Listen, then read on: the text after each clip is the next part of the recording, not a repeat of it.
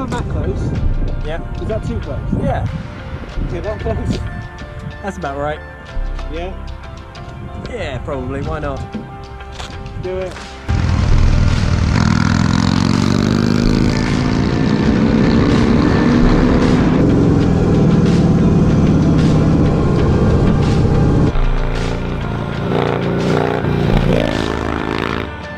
And welcome back, guys. To say I am excited about today's vlog is an understatement. I've been waiting a fair few months for this, but today we'll be doing a first ride review on this Harley Davidson FXDR 117 with the Torque Cam. Before we get into this vlog and I can showcase to you guys what this bike's like, I just want to say a big thank you to Chris. Chris actually owns this bike.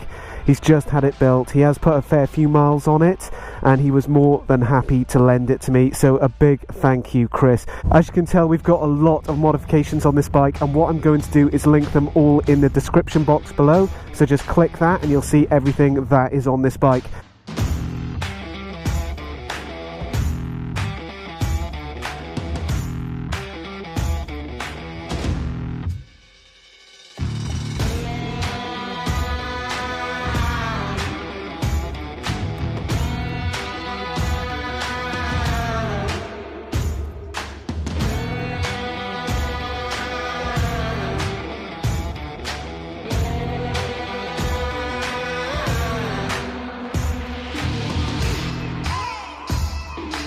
But the next thing we need to do is find out what this beautiful exhaust system sounds like. So let's do it.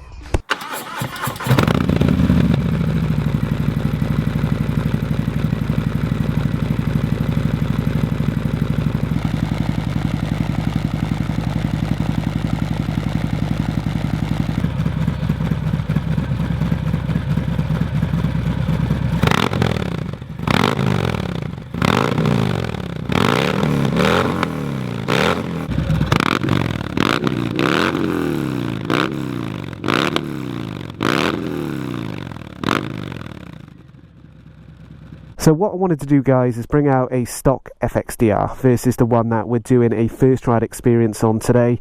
For me, this is what Harley Davidson should have done.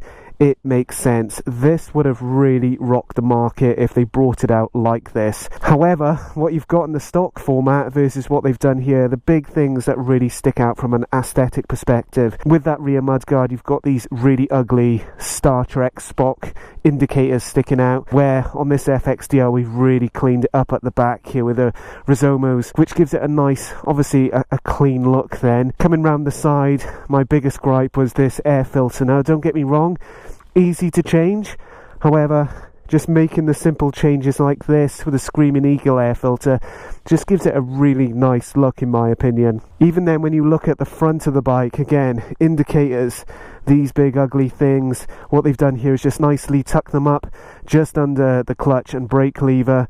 Then for me, I'm not a big fan of the clip-ons. This is probably more personal preference, but here you can see that we've put those drag bars on, giving it, in my opinion, a nicer, cleaner look. And then the creme de la creme, obviously on the stock you've got that 114 engine. It's fine, it's a really good engine, but the way for me this bike was advertised was a power machine, very similar in my opinion to how the FX DLS was advertised.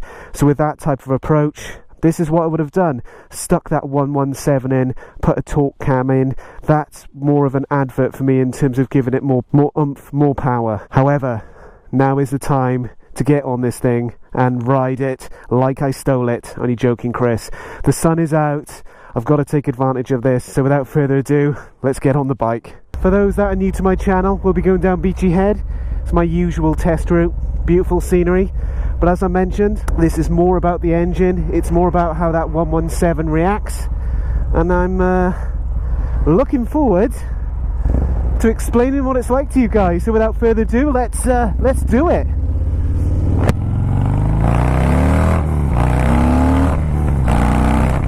Absolutely incredible. The sound coming through this thing. Such a good move to put the custom exhaust system on it. The header of the pipe was built by the guys at Sykes, and what they've done then is put a GSXR can at the end, but it just works beautifully together. For those of you that don't know, I've currently got an FXDR at the moment. that we're looking to do a bit of custom stuff on. And for me, not into another Harley rider, this would be the end result. I absolutely love this bike. I remember seeing the photos of it as it was being built. It just looked incredible and really, really different. Coming into the first manoeuvre, so going around the roundabout, one of the things that I haven't verbally pointed out, we do have different size tyres on this bike. So a 260 on the rear versus a normal 240, and the front is different as well. So I'm keen to experience, oh my gosh, that was, wasn't ready for that. But I'm keen to experience what this is like. So let's bend it round this roundabout. How does it feel? It feels good. I'm not doing any counter steering at all. Super low, not hitting the pegs. It's sweet. So I'm now in second gear, coming out into this open road. And you know, guys, what I need to do. Let's just get her straight and let's open it up. So that is extremely nice. Obviously with the torque cam, you can really feel it pulling at the bottom end. So you've got the low and kind of mid-range pull versus top. And for me, this is where I would spend my money on, is that torque cam side. That's where you get some real good value for money, in my opinion.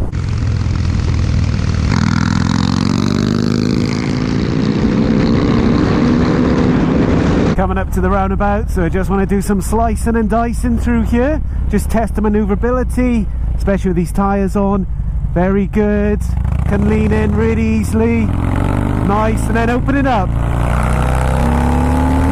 And the one thing I have definitely noticed with the FXDR is that you always want to keep the throttle open. It's just one of those bikes. Head down, arse up, open throttle. Coming into another roundabout. Again, keep my hand off the front brake, leaning it in. Nice, then open it up. So with the front tyres, clearly, now this bike's done over 1,000 miles. Got some great traction there, so I've got full confidence in really shifting this bike about, which is, well, let's be honest, you're going to need it. On the bike you do have forward controls. I think in some ways it would definitely be nicer to have mid controls. I think you could definitely chuck it round a bit more, but in terms of the comfort right now, it's great. No vibrations coming through the handlebars. It's a nice solid ride, but I know from experience on long journeys you will definitely feel it on the FXDR. But hey, this bike, the way it is, you know, it's meant for blasting about, not for going obviously touring or things like that. As I'm sitting here just admiring this this beautiful machine, all I'm thinking of is it is an absolute beast and I love it. Trouble is, you just want to open the throttle up all the time, and for me, I don't think that's a good thing. So now coming into a 60, just want to kind of do a rolling start with this. First gear, let's open it up. I mean, the torque on this is so incredible. So much fun. But again, with those tyres, they're really gripping to the ground.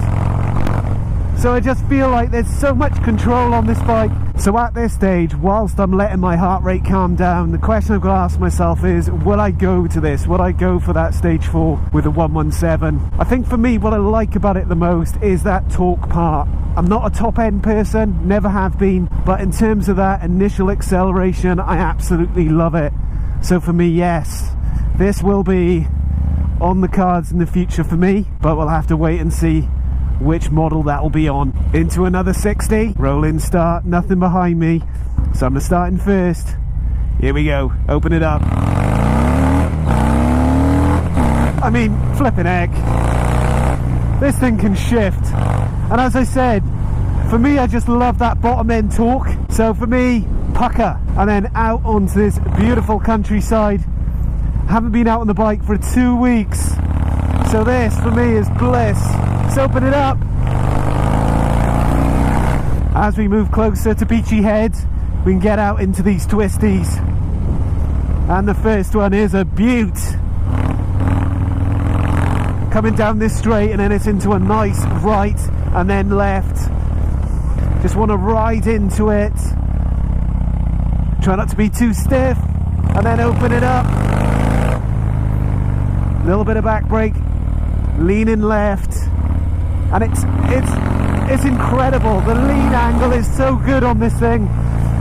and then again coming over this right, little bit bumpy, suspension's doing okay, getting her on the straight and open it up.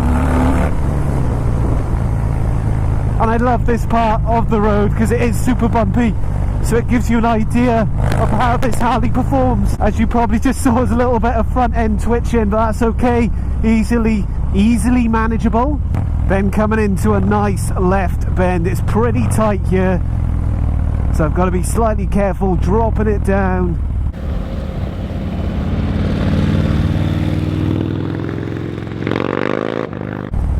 Then open it up on this lovely, beautiful open road. And people say there aren't nice roads in the UK.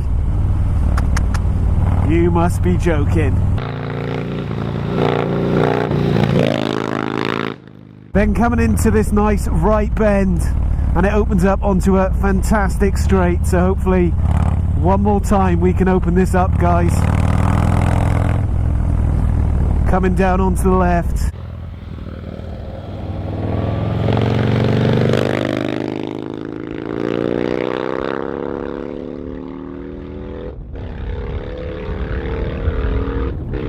So coming into the final twisty, this is the one that I kind of like a lot. And this bike is going to be a lot of fun going through it. So here we go, it's a left, then a right, then a left. Dropping the gears down, into fourth, down into third. Really leaning in, getting close to the pegs. And then to the left, came off a little bit then at the rear, and then open it up.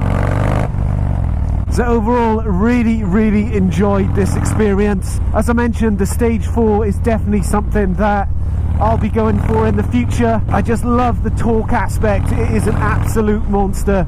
I believe the kits are around £2,500 in the UK, but in my opinion, if that's what you want, that's what you get a kick out of, then it's pretty good value for money. So guys, as always, make sure you hit that subscribe button, give it a like. Let's get this video a little bit viral. As always, all the best, guys. Stay safe. Moto Noob Rider.